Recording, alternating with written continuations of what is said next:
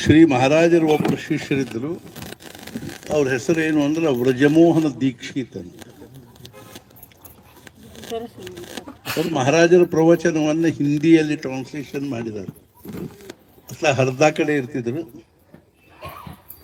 ಒಮ್ಮೆ ಅವ್ರಿಗೆ ಮಹಾರಾಜರು ಏನಂದ್ರು ಅಂದರೆ, ಅಲ್ಲ ಅವರು ವ್ರಜಮೋಹನ್ ದೀಕ್ಷಿತರ ಮಹಾರಾಜರಿಗೆ ಏನಂದ್ರು ಅಂದರೆ, ಮಹಾರಾಜ್ ನಿರ್ಗುಣ ನಿರಾಕಾರನಾಗಿರ್ತಕ್ಕಂಥ ಪರಮಾತ್ಮ, ಅವ್ಯಕ್ತನಾಗಿರ್ತಕ್ಕಂಥವ, ನಿರ್ಗುಣ, ನಿರಾಕಾರ, ನಿಷ್ಪ್ರಪಂಚ, ನಿರ್ವಿಕಾರ, ನಿರ್ವಿಚಾರ, ಕೇವಲ ಒಂದು ಇರುವಿನ ಅರಿವಿನ ಭಾವದಲ್ಲಿರ್ತಕ್ಕಂತಹ ಪರಮಾತ್ಮ ಈ ವಿಶ್ವದಲ್ಲಿ ಹೆಂಗೆ ವ್ಯವಹರಿಸ್ತಾನೆ ಅಂತ ಕೇಳಿ. ಅದಕ್ಕೆ ಮಹಾರಾಜರು ಅವ್ರು ಕೇಳಿದ್ರು, ನೀವೇನು ಮಾಡ್ತೀರಿ ಅಂತ. ನಾ ಸಿನಿಮಾದ ಕಥೆ ಬರಿತೀನಿ ಅಂತ ಹೇಳಿ. ಬರದೇನು ಮಾಡ್ತೀರಿ? ಯಾರಾದರೂ ಪ್ರೊಡ್ಯೂಸರ್ ಇದ್ರೆ, ನಿರ್ಮಾಪಕರಿದ್ರೆ ಅವ್ರಿಗೆ ಕೊಡ್ತೀನಿ. ಅವ್ರಿಗೆ ಅದು ಒಪ್ಪಿಗೆ ಆತಂದ್ರೆ ಅವ್ರು ಏನು ಮಾಡ್ತಾರೆ ಅಂದರೆ ನಿರ್ದೇಶಕರಿಗೆ ತೋರಿಸ್ತಾರೆ, ಡೈರೆಕ್ಟರ್.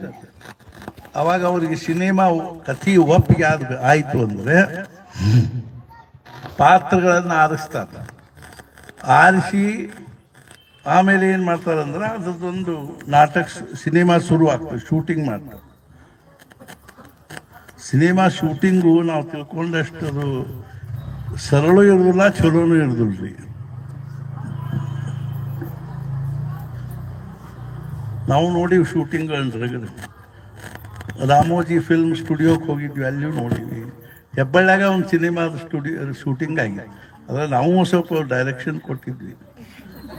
ಶೂಟಿಂಗ್ ಆ ಹೆಣ್ಮಗಳು ಕೊಡ್ಲಿಕ್ಕೆ ಹತ್ಕೊಂಡು ಹೇಳಿದೆ, ಇದು ಹಿಂಗಲ್ಲ, ಹಿಂಗಲ್ಲ. ನೀವೇ ಹೇಳ್ರಿ ಅಂದ್ರು, ನಾನು ಹೇಳಿದ್ದೀನಿ. ಆಮೇಲೆ ಸಿನಿಮಾ ಪಡೆದಿದ ಮೇಲೆ ಬರ್ತದೆ. ಪಡೆದಿದ ಮೇಲೆ ಬಂದ ಕೂಡಲೇ ಎರಡು ಪ್ರಕಾರದಿಂದ ನೋಡೋರು ಇರ್ತಾರೆ. ಒಬ್ರು ಏನ್ ಮಾಡ್ತಾರೆ, ಬರೀ ಕಥೆ ನೋಡ್ತಾರೆ. ಕಥೆ ಅಂದ್ರೆ ಏನು ಅಂದ್ರೆ ಅದೇನು ಸುಮ್ಮನೆ ಹಂಗ ಒಂದು ಕಥೆ ಇರ್ತದೆ. ಒಂದ್ಸಲ ಬೆಂಗಳೂರಾಗ ನಾನು ಒಂದು ಕಡೆ ಕೂತಿದ್ದೆ, ಒಂದು ಕಡೆ ಹೋಗಿದ್ವಿ. ಅಲ್ಲಿ ಎಲ್ಲಾರು ಗಂಡಸರದೆಲ್ಲ ಊಟ ಇತ್ತು, ಹೆಣ್ಮಕ್ಳು ಊಟಕ್ಕೆ ಕೂತಿದ್ರು. ನಾನು ಅಲ್ಲೇ ಕೂತಿದ್ದೆ ಮಾತಾಡ್ಕೊತ. ಅವಾಗ ಒಂದು ಸೀರಿಯಲ್ ಹಚ್ಚಿದ್ರು ಅವರು. ಸೀರಿಯಲ್ ನೋಡ್ಕೋತ ಊಟ ಮಾಡ್ಲಿಕ್ಕೆ ಹತ್ತಿದ್ರು. ನಾನು ಕೇಳಿದೆ, ಸೀರಿಯಲ್ ಕನ್ನಡದಾಗ ಏನಂತಾರೆ ಗೊತ್ತೇನು? ನಮ್ಗೆ ಗೊತ್ತಿಲ್ರಿ. ಅದು ಮನೆಯ ಗೋಳು ಅಂತ ಹೇಳಿದ್ವಿ. ಸೀರಿಯಲ್ ಅಂದ್ರೆ ಏನಪ್ಪಾ ಅಂದ್ರೆ ಮನೆಯ ಗೋಳು. ಅವ ಹುಡುಗಿದ್ದ, ಒಬ್ಬ ಹುಡುಗಿದ್ಲು. ಮುಂಚೆ ಮದುವೆ ಮಾಡ್ಕೊಂಡು ಆಮೇಲೆ ಪ್ರೇಮ್ ಮಾಡಿದ್ರು, ಮುಂಚೆ ಪ್ರೇಮ್ ಮಾಡಿ ಆಮೇಲೆ ಮದುವೆ ಮಾಡಿದ್ರು. ಇಷ್ಟ ಏನಾರು ಒಂದು ಗದ್ದಲ ಆಗೋದು, ಗಲಾಟೆ ಆಗೋದು. ಮನೆಯ ಗೋಳು ಅಂದ್ರೆ ಸೀರಿಯಲ್. ನಮ್ಮ ಮನೆ ಗೋಳು ಸಾಕಾಗಲ್ದಕ್ಕೆ ಮನೆ ಗೋಳು ನೋಡ್ಕೊತ ಕೂಡೋದಕ್ಕೆ ಸೀರಿಯಲ್ ನೋಡೋದು ಅಂತ ತಿಳ್ಕೋದು. ಎರಡು ಪ್ರಕಾರದಿಂದ ನೋಡ್ತಾರೆ. ಒಂದು ಕಥೆ ನೋಡ್ತಾರೆ, ಇನ್ನು ಕೆಲವರು ಸೂಕ್ಷ್ಮವಾಗಿ ನೋಡುವವ್ರು ಏನು ನೋಡ್ತಾರೆ ಅಂದ್ರೆ ಡೈರೆಕ್ಷನ್ ನೋಡ್ತಾರೆ. ವಾಹ್, ಏನು ಡೈರೆಕ್ಷನ್ ರೀ ಅವರು. ಅದಕ್ಕೆ ಮಹಾರಾಜರು ಏನಂದ್ರು, ಡೈರೆಕ್ಟರ್ ನೀವು ಪಡೆದಿದ ಮೇಲೆ ಕಾಣಿಸ್ತಾನೇನು? ಇಲ್ಲ. ಮತ್ತೆ ಹೆಂಗೆ ಹೇಳಿದ್ರಿ ಹಂಗದ ಡೈರೆಕ್ಷನ್ ಚಲೋ ಅದ ಅಂತ ಅಂದ ಬಳಕ ಇದರಿಂದ ಏನು ಸಿದ್ಧ ಆಗ್ತದೆ ಅಂದ್ರೆ, ಅದೇನೊಂದು ದೃಶ್ಯದನೋ ಆ ದೃಶ್ಯ ಡೈರೆಕ್ಟರ್ ಇದ್ದಾನಂತ ಸಿಗ್ತದೆ. ಇಲ್ಲದೇ ಇದ್ರೆ ಸಿನಿಮಾನ ಆಗ್ಲಿಕ್ಕೆ ಶಕ್ತಿಲ್ಲ. ಹಿಂದೊಬ್ಬ ಡೈರೆಕ್ಟರ್ ಇದ್ದಾನಂತ ಅವನ ಡೈರೆಕ್ಷನ್ಗೆ ಅನುಸಾರವಾಗಿ ಎಷ್ಟೋ ಮಂದಿ ಎಷ್ಟೋ ಪ್ರಕಾರದ ಡೈರೆಕ್ಷನ್ ತಪ್ಪಿರ್ತಾರೆ. ಮಂದಿ ಅಂತಿರ್ತಾರೆ, ಏನು ಡೈರೆಕ್ಷನ್ ಇದು ಅಂತಾರೆ. ಒಂದು ಹುಡುಗಿ ಭಾವ್ಯಾಗ ಬಿದ್ದು, ಒಂದು ಹುಡುಗ ಓಡ್ಕೊತ ಹೋಗಿ ಜಿಗದ ಭಾವ್ಯಾಗ, ಆಕಿನ ಹೊರಗೆ ತೊಗೊಂಬಂದ. ಬಡ ಕಿಸೆದಾಗಿಂದ ಸಿಗರೇಟ್ ತೆಗೆದ, ಕಡ್ಡಿಪೆಟ್ಟಿಗೆ ಹೊತ್ತಿಸ್ಕೊಂಡು ಹೋದ. ನೀರಾಗ ಮುಣಿದ ಅವ್ನು ಕಡ್ಡಿಪೆಟ್ಟಿಗೆ ಹಂಗೆ ಹೊತ್ತಿದ. ಡೈರೆಕ್ಷನ್ ತಪ್ಪಿದೆ ಅದು. ಇರ್ಕೋಲ್ ನಾ ಹೆಂಗೆ ಯಾಕೆ ಹೇಳಿಕತ್ತೀನಿ ಅಂದ್ರೆ, ಪ್ರತಿಯೊಂದು ಘಟನಾದ ಹಿಂದೆ ಡೈರೆಕ್ಟರ್ ಇರ್ತಾನೆ. ಅವನೊಂದು ಡೈರೆಕ್ಷನ್ ಅದ.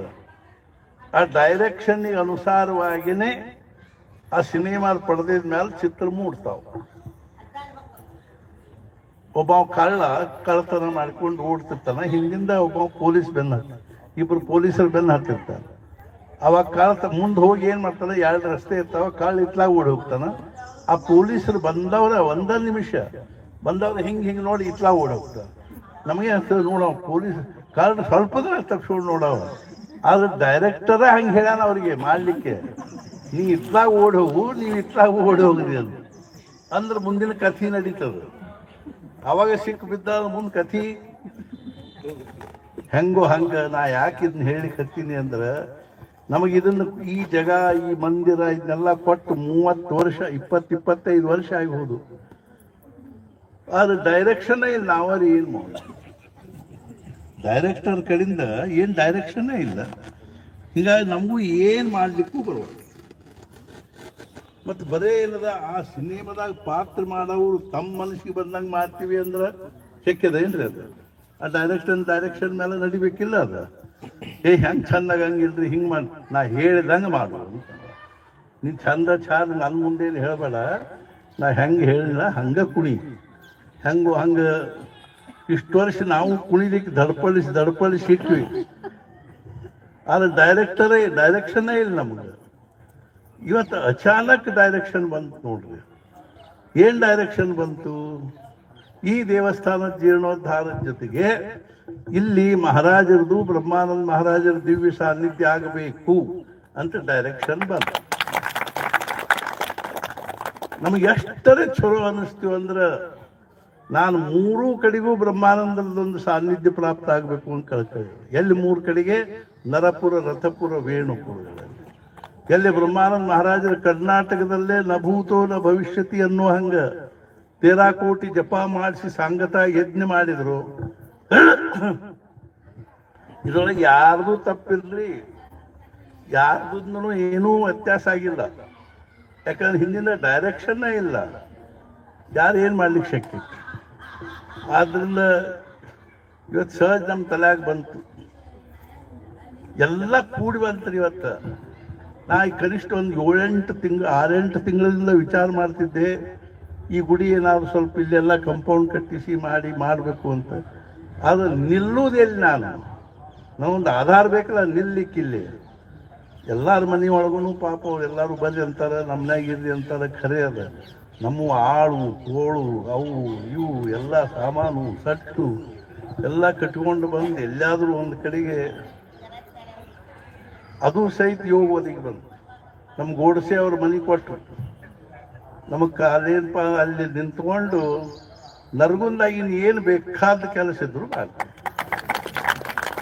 ನಮಗೊಂದು ಕಡೆಗೆ ಬೇಕಲ್ಲ ತಳ ಊರ್ಲಿಕ್ಕೆ ಜಾಗ ಗಟ್ಟಿಮುಟ್ಟಂದು. ಮತ್ತೇನ ನಮ್ಮ ಮನಸ್ಸಿಗೆ ಹೆಂಗೆ ಬರ್ತದೆ ಹಂಗೆ ನಾವು ತಳ ಊರವ್ರೆ. ನಿಮ್ಮ ಮನ್ಯಾಗ ನಿಮ್ಮ ಶಿಸ್ತ್ರಿ ಇರ್ಬೇಕಾಗ್ತದೆ. ಶಿಸ್ತ್ಲೆ ಅಂದ್ರೆ ನೀವು ಬಹಳ ಆದ್ರೆ ಆತಿಥ್ಯ ಮಾಡ್ಲಿಕ್ಕೆ ಕೂಡಲೇ ಅದು ನಮಗೆ ಪಂಚಾಯತ್ ಆಗ್ತದೆ. ನಮ್ಮ ಪೂರ್ತಿಗೆ ನಮ್ಮನ್ನು ಫ್ರೀ ಬಿಟ್ರೆ ನಿಶ್ಚಿಂತ ಇರ್ತದೆ. ಇರ್ಕೊಂತ ನಾ ಯಾಕೆ ಹೇಳಿಕತ್ತೀನಿ, ಏನು ಯೋಗ ಒದಗಿ ಬಂತು ಅಂದ್ರೆ, ಇಲ್ಲೇ ಮಗ್ಗಲದಲ್ಲೇನೆ ಆ ಕಡೆ ಮಹಾರಾಜರು, ಈ ಕಡೆ ದತ್ತ ಮಹಾರಾಜರು, ನಡಕ ಬ್ರಹ್ಮಾನಂದ ಮಹಾರಾಜ ಇಬ್ಬರೂ. ಬ್ರಹ್ಮಾನಂದ ಮಹಾರಾಜರ ಬ್ರಹ್ಮಾನಂದರಿಗೆ ಎರಡೂ ಕಡೆಗೂ ಮಹಾರಾಜರದು ಮತ್ತು ದತ್ತ ಮಹಾರಾಜರದೊಂದು ಅರ್ಥಾತ್ ಏನು ಅಂದ್ರೆ, ಅವರಿಬ್ಬರು ಎಡಗಡೆಗೆ ಬಲಗಡೆಗೆ ಇದ್ರು ಅಂದ್ರೆ ಬ್ರಹ್ಮಾನಂದ ಮಹಾರಾಜರ ಒಂದು ಶೋಭಾನ ಬೇರೆ. ಅಂಥ ಒಂದು ಸಾನ್ನಿಧ್ಯದಲ್ಲಿ ಪ್ರಾಪ್ತ ಆಗಬೇಕು. ಈ ವಾತಾವರಣ ಎಲ್ಲ ಏನದನ್ನು ಬಹಳಷ್ಟು ಮನಸ್ಸಿಗೆ ಆಹ್ಲಾದವನ್ನು ಮಾಡುವಂತೆ ಆಗಬೇಕು. ಸಾಕಷ್ಟು ಜಾಗ ಅದ, ನಿಮ್ದೆಲ್ಲಾರ್ದು ನಮಗೆ ಸಹಕಾರದ, ಸಹಯೋಗದ, ಸಹಾಯದ ಹಿಂಗೆಲ್ಲ ಇರುವಾಗ ನಮಗೆ ಮನಸ್ಸಿಗೆ ಬಹಳ ಸಮಾಧಾನ ಆಗ್ತದೆ, ಸಂತೋಷ ಆಗ್ತದೆ. ಆದ್ದರಿಂದ ಈ ಕಾರ್ಯದ ಶುಭಸ್ಯ ಶೀಘ್ರಂ ಅನ್ನುವಂಗೆ ಆದಷ್ಟು ಬೇಗನೆ ಈ ಕಾರ್ಯ ಪ್ರಾರಂಭ ಆಗಬೇಕು. ಇದೇನು ದತ್ತ ಮಹಾರಾಜರ ಗುಡಿ ಅದನು, ಮಂದಿರ ಅದನು, ಇಷ್ಟ ಮಂದಿರ ಬ್ರಹ್ಮಾನಂದ ಮಹಾರಾಜರದು, ಅಷ್ಟ ಮಂದಿರ ಏನದ ಮಹಾರಾಜರದು. ಪಕ್ಕದಲ್ಲಿ 3 ಫೂಟ್ ನಡಕ್ಕೆ ಪ್ರದಕ್ಷಿಣೆ ಪೂರ್ತಿಗೆ ಜಾಗ ಬಿಟ್ಟು ಆಮೇಲೆ ಅತ್ಲಾಗಿ 2 ಮಂದಿರ ಆಗ್ತವೆ, ಇದು ಒಂದಾಗ್ತದೆ. ಈ ರೀತಿಯಾಗಿ ಸುವ್ಯವಸ್ಥಿತವಾಗಿ ವಿಶಾಲವಾಗಿರ್ತಕ್ಕಂಥ ಒಂದು ಜಾಗೆಯಲ್ಲಿ ಅನೇಕ ಪ್ರಕಾರದಿಂದ ಮತ್ತೇನಾದರೂ ಯೋಜನೆಗಳನ್ನು ಮಾಡಿಕೊಂಡು ಎಲ್ಲಾದ ಇಲ್ಲಿ ಪೂಜೆ ಬೇಕಾಗ್ತಕ್ಕಂಥ ತುಳಸಿ, ಬಿಲ್ಲುಪತ್ರಿ, ಹೂವು ಅಂಥವು ಇವು ಎಲ್ಲ ಇಲ್ಲಿ ಏನದನ್ನು ಅನುಕೂಲ ಮಾಡಿಕೊಂಡು, ನೀರಿನ ಅನುಕೂಲ ಮಾಡಿಕೊಂಡು, ಮುಂದೆ ಯಾವ್ಯಾವ ರೀತಿ ನಾವು ಮುಂದಿನ ಒಂದು ವಿಚಾರ ಮಾಡಬೇಕು, ಮುಂದಿನ ಒಂದು ಕಾರ್ಯಕ್ಕೆ ಕೈ ಹಾಕಬೇಕು ಅನ್ನೋದು ನಿಮ್ಮೆಲ್ಲರ ಒಂದು ವಿಚಾರಗಳಿಗೆ ಅನುಸಾರವಾಗಿ, ಅಭಿಪ್ರಾಯಗಳಿಗೆ ಅನುಸಾರವಾಗಿ ನಾವು ಇದನ್ನು ಮಾಡಿಕೊಂಡು ಹೋಗಬೇಕು ಅಂತ ವಿಚಾರ ಮಾಡಿದ್ದೀವಿ. ಇವತ್ತು ಮುಂಜಾನೆ ಅವರು ಗುಡಿಸಾಗರ್ ಅವರು ನಮ್ಮನ್ನು ಮನೆಗೆ ಕರೆದಿದ್ದರು. ಮಹಾರಾಜರ ಪಾದುಕಾ ಪೂಜೆ ಮಾಡ್ಬೇಕ್ರಿ, ನಮ್ಮ ಪಾದ ಪೂಜೆನೂ ಮಾಡ್ಬೇಕಂತ ಅವ್ರಿಗೆ ಭಾಳ ಹಾರ್ದಿಕವಾಗಿತ್ತು. ಅದು ಆಯಿತು. ಅವಾಗ ನಾವು ಅವ್ರಿಗೆ ಹೇಳಿದ್ವಿ, ನೀವು ಬಂದ್ರಿ, ನಾವು ಫೋನ್ ಮಾಡಿಸ್ತೀವಿ. ಅವರೂ ಬಂದಾರ. ಅವರ ಇದನ್ನು ನಾವು ಮೊದಲು ನಮಗೆ ಸಮರ್ಪಣೆ ಮಾಡಿದ್ದು. ಆದರೆ ಅವಾಗ ಇನ್ನೂ ಡೈರೆಕ್ಷನ್ನ ಸಿಕ್ಕಿದ್ದಿಲ್ಲ ನಮಗೆ. ಹೀಗಾಗಿ ಏನು ಅವಾಗ ಮಾಡ್ತೀವಿ ಅನ್ನುವಂಥದ್ದು ಏನೂ ನಮ್ಮ ಒಳಗೆ ಏನಿದ್ದಿದ್ದಿಲ್ಲ ಅಂದ್ರೆ ದಮ್ಮ ಇದ್ದಿದ್ದಿಲ್ಲ. ಅಂದ್ರೆ ಈಗ ದಮ್ ಬಂದದೇನ್ರಿ? ದಮ್ ಬಂದಿಲ್ಲ, ಡೈರೆಕ್ಷನ್ ಸಿಕ್ಕದು. ಹಿಂದಿಂದ ಡೈರೆಕ್ಷನ್ ಸಿಕ್ಕಿರೋದ್ರಿಂದ ದಮ್ ಇರುವಲ್ತು ಬಿಡುವಲ್ತು. ಅವ್ರು ಬೇಕಾದವ್ರ ಕಡೆಯಿಂದ ಕೀಳಿಕೆ ಆತ ಗೊಂಬೆ ಹಂಗೆ ಆಡಿಸ್ತಾರೋ ಹಂಗೆ ಅವ್ರು ಬೇಕಾದವ್ರನ್ನ ಮ್ಯಾಲೆ ಕೂಡಿಸ್ತಾರೆ, ಬೇಕಾದವ್ರನ್ನ ಕೆಳಗೆ ತರ್ತಾರೆ. ಆದ್ದರಿಂದ ನಮಗೆ ಅದ್ರ ಬಗ್ಗೆ ಯಾವುದೂ ಸಂಕೋಚ ಇಲ್ಲ, ಯಾವುದೂ ರೀತಿಯಿಂದ ಸಂಶಯ ಇಲ್ಲ, ಮತ್ತು ಯಾವುದೂ ರೀತಿಯಿಂದ ಅದರೊಳಗೆ ನಮಗೆ ಅಧೈರ್ಯ ಅನಿಸೋದಿಲ್ಲ. ಹಿಂದೆ ಅವ್ರ ಸತ್ತ ಅದ, ಅವ್ರ ಆಶೀರ್ವಾದದ, ಅವ್ರ ಅನುಗ್ರಹ ಅದ. ಬ್ರಹ್ಮಾನಂದ ಮಹಾರಾಜರದು ಇದು ನಿಜವಾಗಿಯೂ ಬ್ರಹ್ಮಾನಂದ ಮಹಾರಾಜರ ಒಂದು ದಿವ್ಯವಾಗಿರ್ತಕ್ಕಂಥ ಒಂದೇನು ಸಾಧನ ಕ್ಷೇತ್ರ ಅಂತ ನಾವು ಹೇಳಬೇಕು. 6 ತಿಂಗಳು ಕಪ್ಪತ್ತಗುಡ್ಡದಾಗ ಸಾಧನೆ ಮಾಡಿದರು. ಆಮೇಲೆ 9 ತಿಂಗಳು ವೆಂಕಟಾಪುರದಾಗ ಸಾಧನೆ ಮಾಡಿದರು. ಆಮೇಲೆ ಸದ್ಗುರುಗಳ ಪ್ರಾಪ್ತಿ ಆದ ಮೇಲೆ 1 ವರ್ಷ ಇಲ್ಲಿ ಸಾಧನೆ ಮಾಡಿದರು. ಇಲ್ಲಿ ಜಪ ಮಾಡಿಸೋದ್ರ ಮೂಲಕವಾಗಿ ಇಲ್ಲೂ ಸಹಿತ ಭಾಳ ದೊಡ್ಡ ಸಾಧನೆ ಮಾಡಿದರು. ಆದ್ದರಿಂದ ನರಗುಂದ ನಿಜವಾಗಿಯೂ ನಮ್ಮ ದೃಷ್ಟಿಯಲ್ಲಿ, ನಮ್ಮ ಪರಂಪರೆಯಲ್ಲಿ, ನಮ್ಮ ಗುರು ಪರಂಪರೆಯಲ್ಲಿ, ನಮ್ಮ ಸಂಪ್ರದಾಯದಲ್ಲಿ ಬಹಳ ಒಂದು ಅತ್ಯಂತ ಮಹತ್ವದ ಸ್ಥಾನವಾಗಿರೋದರಿಂದ ಇದನ್ನು ನಾವು ಸ್ವಲ್ಪ ಇದರೊಳಗೆ ನಾವು ಬಹಳಷ್ಟು ಸೇವೆ ಮಾಡಬೇಕು. ನಮ್ಮ ದೇಹದಲ್ಲಿ ಪ್ರಾಣ ಇರೋವರೆಗೂ ಇದಕ್ಕಾಗಿ ನಾವು ಸ್ವಲ್ಪ ಶ್ರಮಿಸಬೇಕು. ಇದಕ್ಕೊಂದು ನಿಜವಾದ ಸ್ವರೂಪ ಕೊಡಬೇಕು ಅನ್ನುವಂಥದ್ದು ನಮ್ಮ ಕಳಕಳಿ ಅದ. ವಿಠ್ಠಲ ಮಂದಿರದಲ್ಲಿಯೂ ಬಹಳಷ್ಟು ಕೆಲಸ ಮಾಡಿಸ್ಬೇಕು. ಇವತ್ತು ನಮ್ಮ ತಲೆಯಾಗ ಬಂದು ಇದು ಆಗ್ತವೆ. ಮೊದಲು ನಡಕಿನ ಅಂಕಣದಲ್ಲಿ 2 ಫ್ಯಾನ್ ಕಡಿಮೆ ಇವೆ, ಈಚೆ ಕಡೆ ಅಂಕಣದಲ್ಲಿ 1 ಫ್ಯಾನ್ ಕಡಿಮೆ ಇದೆ, ಆಚೆ ಕಡೆ ಅಂಕಣದಲ್ಲಿ 2 ಫ್ಯಾನ್ ಕಡಿಮೆ ಇವೆ. 3 ಅಂಕಣಕ್ಕೂ 3 ಫ್ಯಾನ್ ಕೂಡಿಸ್ಬೇಕು. ಮುಂದಿನ ಸಲ ನಮ್ಮ ಜಪ ಶುರು ಆಗೋದ್ರೊಳಗಾಗಿ ಮುಂದಿನ ಜಪದಾಗ 11ನೇ ತಾರೀಕಿಗೆ ನಾವು ಸ್ವತಃ ಬಂದು ಅಲ್ಲಿ 10ನೇ ತಾರೀಕಿಗೆ ಫ್ಯಾನ್ ಕೂಡಿಸ್ತೀವಿ. ಹಿಂಗೆ ಒಂದೊಂದು ನಾವು ದೇವಸ್ಥಾನದ ದೃಷ್ಟಿಯಿಂದಲೂ ಸಹಿತ ಅದನ್ನು ಅಭಿವೃದ್ಧಿಗೊಳಿಸಬೇಕು ಅನ್ನೋ ವಿಚಾರದ. ಆದ್ದರಿಂದ ನಿಮ್ಗೆಲ್ಲರಿಗೂ ಸಹಕಾರ ಸಹಯೋಗ ಬೇಕು ನಮಗೆ. ಈಗ ಭೂಮಿ ಪೂಜೆ ಮಾಡ್ತೀವಿ, ಎಲ್ಲರೂ ಪ್ರಸಾದ ತಗೊಳ್ರಿ. ಇದಾದ ಮೇಲೆ ನಾವು ಇದೇ ರೀತಿಯಾಗಿ ಗೋಡಿಸಿ ಅವ್ರ ಮನೆಗೆ ಹೋಗಿ ಅರ್ಥಾತ್ ಅಲ್ಲಿ ಒಂದು ಅರ್ಧ-ಮುಕ್ಕಾಲು ಗಂಟೆ ಹನುಮಾನ್ ಚಾಲೀಸ ಪಠಣ ಮಾಡೋದು. ಆಮೇಲೆ ಅಲ್ಲಿಯೂ ಸಹಿತ ಎಲ್ಲರಿಗೂ ಪ್ರಸಾದ ವಿತರಣೆ ಆಗ್ತದೆ. ಅದನ್ನೆಲ್ಲರೂ ಸ್ವೀಕಾರ ಮಾಡಿಕೊಂಡು ಮುಂದೆ ನಮ್ಮ ಮನೆಗಳಿಗೆ ಪ್ರಸ್ಥಾನ ಮಾಡೋಣ. ಮತ್ತು ಮುಂದಿನ ತಿಂಗಳು 10ನೇ ತಾರೀಕಿಗೆ ಇದೇ ರೀತಿಯಾಗಿ ನೀವೆಲ್ಲರೂ ಇದರ 2 ಪಟ್ಟು 3 ಪಟ್ಟಾಗಿ ಬಂದು 11ನೇ ತಾರೀಕಿಗೆ ನಡೀತಕ್ಕಂಥ ಜಪ, ಹನುಮಾನ್ ಚಾಲೀಸ ಪಾಠ ಮತ್ತು ಅನ್ನ ಸಂತರ್ಪಣೆ ಇತ್ಯಾದಿಗಳಲ್ಲಿ ಭಾಗವಹಿಸಿ ಶ್ರೀ ಸದ್ಗುರು ಅನುಗ್ರಹಕ್ಕೆ ಪಾತ್ರರಾಗಬೇಕು ಅಂತ ಪ್ರಾರ್ಥನೆ ಮಾಡಿ ಈಗ ನಾವು ಅಲ್ಲಿ ಖರ್ಚು ಹಾಕ್ತೀವಿ. ಅದೇ ರೀತಿಯಾಗಿ ಇಲ್ಲಿಯ ಎಲ್ಲರೂ ಏನದ ಅರ್ಥಾತ್ ಜ್ಯೇಷ್ಠರು ಶ್ರೇಷ್ಠರು ಎಲ್ಲರೂ ಖರ್ಚು ಹಾಕಬೇಕು. ಅರ್ಥಾತ್ ಅಂದರೆ ಏನು ಅಂದರೆ ನಾವು ಈ ಕಾರ್ಯದಲ್ಲಿ ನಮ್ಮ ಅಳಿಲು ಸೇವೆಯನ್ನು ಸಲ್ಲಿಸ್ತೀವಿ ಅನ್ನುವಂಥ ಭಾವನೆಯಿಂದ ನೀವೆಲ್ಲರಿಗೂ ಗುದ್ಲಿ ಮುಟ್ಟಿಸ್ಕೊಂಡು ಬಂದು ಖರ್ಚು ಹಾಕೋಣಂತೆ. ಅಂದರೆ ಎಲ್ಲರೂ ಗುದ್ಲಿ ಕೈ ಹಚ್ಚಿದಂಗೆ ಆದ್ದರಿಂದ ಈಗ ನಾವೆಲ್ಲರೂ ರಘುಪತಿ ರಾಘವ ರಾಜಾರಾಮ್ ದಿಗಂಬರ ಶ್ರೀಪಾದ ವಲ್ಲಭ ದಿಗಂಬರ ಭಜನೆ ಮಾಡ್ಕೋತ ಖರ್ಚು ಹಾಕಿ ಪ್ರಸಾದ ತಗೊಂಡು ಇಷ್ಟೇ ದೇವಸ್ಥಾನಗಳ ಪಕ್ಕದಲ್ಲಿ ಆಗ್ತವೆ. ಅದನ್ನ ಸ್ವಲ್ಪ ಹಂಗೆ ಇವರು ಮೆಜರ್ಮೆಂಟ್ ಮಾಡಿ ತೋರಿಸ್ತಾರೆ. ಅದಾದಮೇಲೆ ನಾವೆಲ್ಲರೂ ಏನದ ಗೋಡಿಸಿ ಅವ್ರ ಮನೆಗೆ ಹೋಗಿ ಅಲ್ಲಿ ಒಂದು ಸ್ವಲ್ಪ ಹನುಮಾನ್ ಚಾಲೀಸ ಪಾಠ ಮಾಡಿ ಅಲ್ಲಿಂದ ನಾವೆಲ್ಲರೂ ಪ್ರಸಾದವನ್ನು ಸ್ವೀಕಾರ ಮಾಡಿಕೊಂಡು ಮತ್ತೆ ಮುಂದಿನ ತಿಂಗಳು ಬರುವ ಒಂದು ಇದನ್ನ ಸಂಕಲ್ಪನೆಯನ್ನು ಮನಕ್ಕೆ ಈಗ ಮಾಡ್ಕೊಂಡು ಬಿಡ್ಬೇಕು ಮನಸ್ಸಿನಾಗ. ಮುಂದಿನ ತಿಂಗಳ 11ನೇ ತಾರೀಕಿಗೆ ರಜಾ ಇಲ್ಲದೆ ಇದ್ದು ರವಿವಾರ ಅದಾವ. ಆದರೆ ನಿಮ್ಮ ಮನೆಯೊಳಗೆ ಏನಾದರೂ ಪ್ರಾಪಂಚಿಕ ಒಂದು ಅನಾನುಕೂಲತೆಗಳಿದ್ರು ಅವನ್ನೆಲ್ಲ ಬದಿಗೆ ಒತ್ತಿ ನೀವೆಲ್ಲರೂ ವಿಶೇಷವಾಗಿ ಇಲ್ಲಿ ಬರಬೇಕು ಅನ್ನುವಂಥದ್ದು ನಮ್ಮ ಕಳಕಳಿ. ಭಗವಂತ ಸದ್ಗುರುಗಳು ದತ್ತ ಮಹಾರಾಜರು, ಬ್ರಹ್ಮಚೈತನ್ಯ ಮಹಾರಾಜರು ನಮಗೂ ನಿಮಗೂ ಎಲ್ಲರಿಗೂ ಆಯುಷ್ಯ ಆರೋಗ್ಯವನ್ನು ಅನುಗ್ರಹಿಸಲಿ. ಮತ್ತು ಮುಖ್ಯವಾಗಿ ನಮಗೆಲ್ಲರಿಗೂ ಭಗವಂತನಲ್ಲಿ ಭಕ್ತಿ, ನಾಮದಲ್ಲಿ ಪ್ರೇಮ ಹಾಗೂ ಸದ್ಗುಣವಾಗಿರ್ತಕ್ಕಂಥ ನಿಷ್ಠೆಯನ್ನು ಕೊಡಲಿ ಅಂತಕೊಂಡು ಹೇಳಿ, ಸದ್ಗುರುನಾಥ ಮಹಾರಾಜ್ ಕಿ ಜೈ. ಜೈ ಜೈ ರಘುವೀರ.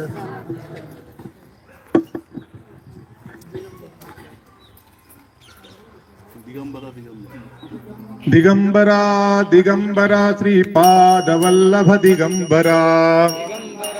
ದಿಗಂಬರ ದಿಗಂಬರ ಶ್ರೀಪಾದವಲ್ಲಭ ದಿಗಂಬರ. ದಿಗಂಬರ ದಿಗಂಬರ ಶ್ರೀಪಾದವಲ್ಲಭ ದಿಗಂಬರ.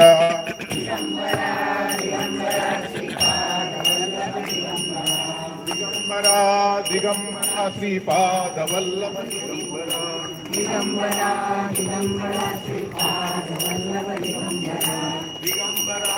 ದಿಗಂಬರ ಶ್ರೀಪಾದವಲ್ಲಭ ದಿಗಂಬರ. ದಿಗಂಬರ ದಿಗಂಬರ ಶ್ರೀಪಾದವಲ್ಲಭ ದಿಗಂಬರ. ಈ ಸಂದರ್ಭದಲ್ಲಿ ನಮ್ಮ ಗುಣಸಾಗರ್ ಅವರು ಈ ಒಂದು ಕಾರ್ಯದ ಬಗ್ಗೆ ಬೆಳಗ್ಗಿನ ತಮ್ಮ ಸದಿಚ್ಛೆಯನ್ನ ಸದಭಿಪ್ರಾಯವನ್ನು ವ್ಯಕ್ತ ಮಾಡಿದ್ದಾರೆ. ಆದರೂ ಸಹಿತ ಅವರು ಎರಡು ಮಾತು ಇಲ್ಲಿ ಸದ್ಗುರು ಸಾನ್ನಿಧ್ಯದಲ್ಲಿ ಹೇಳಬೇಕು. ಪರಮ ಪೂಜ್ಯ ಅವಧೂತರ ಪಾದ ಕಮಲಗಳಿಗೆ ಭಕ್ತಿಯಿಂದ ನಮಸ್ಕರಿಸುತ್ತಾ, ಎಲ್ಲ ವಿಪ್ರ ಸಮಾಜದ ಬಂಧುಗಳಿಗೆ ನಮಸ್ಕರಿಸುತ್ತಾ, ಈ ಒಂದು ಕಾರ್ಯಕ್ರಮ ನನಗೆ ಭಾಳ ಖುಷಿಯಾಯಿತು. ಬಹಳ ದಿವಸದಿಂದ ಅವಧೂತರು ಭೇಟಿಯಾಗಿದ್ದಿಲ್ಲ. ಈ ಒಂದು ನಡುವುದಕ್ಕೆ ಬರ್ತಾರೆ ಅಂದ ತಕ್ಷಣ ಅವರು ನಮ್ಮ ಮನೆಗೆ ಒಂದು ಆಮಂತ್ರಣ ಕೊಟ್ಟು ಕರೆಸಿ ಇವತ್ತು ಪಾದಪೂಜೆ ನೆರವೇರಿತು. ಈ ಸಮಯದಲ್ಲಿ ಅವರು ಈ ದತ್ತಾತ್ರೇಯ ಗುಡಿ ಬಗ್ಗೆ ಎರಡು ಮಾತು ಹೇಳಿದರು. ತಮ್ಮೆಲ್ಲರ ಸಹಕಾರದಿಂದ ಅದನ್ನು ಜೀರ್ಣೋದ್ಧಾರ ಮಾಡಲಿ ಅಂತ ಅವಾಗ ಹೇಳಿದೆ. ತಮ್ಮ ಕೈಯಲ್ಲಿ ಹಾಕಿದ್ದೀವಿ. ಆ ದೇವಸ್ಥಾನ ತಮಗೆ ಯಾವ ರೀತಿ ಅದು ಚೆನ್ನಾಗಿ ಕಾಣಿಸ್ತದೆ ಆ ರೀತಿ ಬೆಳೆಸ್ಕೊಂಡು ಹೋಗ್ಲಿ ಅಂತ ನಾನು ಹೇಳಿದ್ದೇನೆ. ಅದಕ್ಕೆ ತಮ್ಮೆಲ್ಲ ಸಹಕಾರ ಕೊಟ್ಟು ಈ ಒಂದು ಭವ್ಯ ಮಂದಿರ ನಿರ್ಮಾಣ ಆಗಲಿ ಅಂತ ಹೇಳಿ ನಾನು ಬಯಸ್ತೇನೆ. ಈ ಒಂದು ಕಾರ್ಯಕ್ರಮಕ್ಕೆ ನಾನು ಸಂತೋಷದಿಂದ 51,000 ರೂಪಾಯಿ ಈ ಕಾರ್ಯಕ್ರಮ ಈ ಒಂದು ದೇವಸ್ಥಾನಕ್ಕೆ ಕಟ್ಟಡಕ್ಕೆ ಕೊಡ್ತೇನೆ ಅಂತ ಈ ಸಮಯದಲ್ಲಿ ಹೇಳುತ್ತಾ ಅದನ್ನು ಎರಡು ಮಾಡ್ತೀನಿ.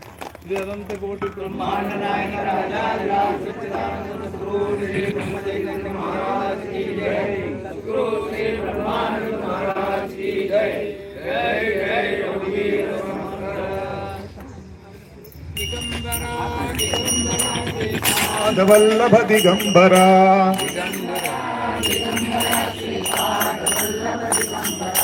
ದಿಗಂಬರ ದಿಗಂಬರ ಶ್ರೀಪಾದವಲ್ಲಭ ದಿಗಂಬರ.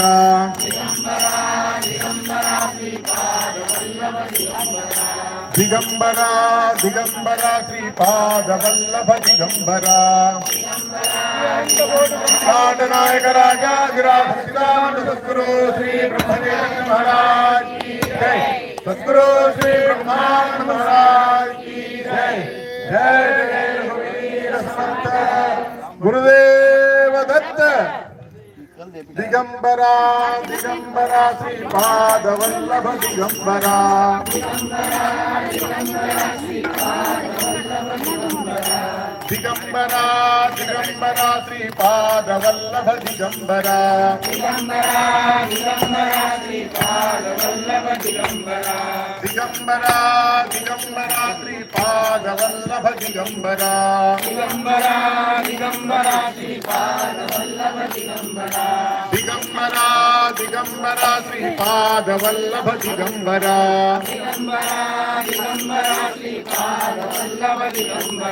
ದಿಗಂಬರ ದಿಗಂಬರ ಶ್ರೀಪಾದವಲ್ಲಭ ದಿಗಂಬರ.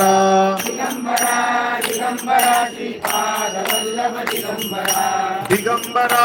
ದಿಗಂಬರ ಶ್ರೀಪಾದವಲ್ಲಭ ದಿಗಂಬರ. ದಿಗಂಬರ ದಿಗಂಬರ ದಿಗಂಬರ ಶ್ರೀಪಾದವಲ್ಲಭ ದಿಗಂಬರ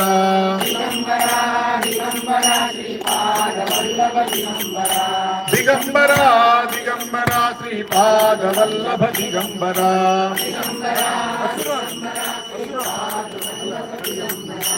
ದಿಗಂಬರ ದಿಗಂಬರ ಶ್ರೀಪಾದವಲ್ಲಭ ದಿಗಂಬರ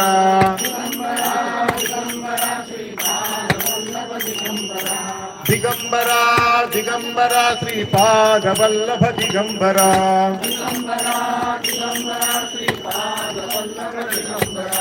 ದಿಗಂಬರ ದಿಗಂಬರ ಶ್ರೀಪಾದವಲ್ಲಭ ದಿಗಂಬರ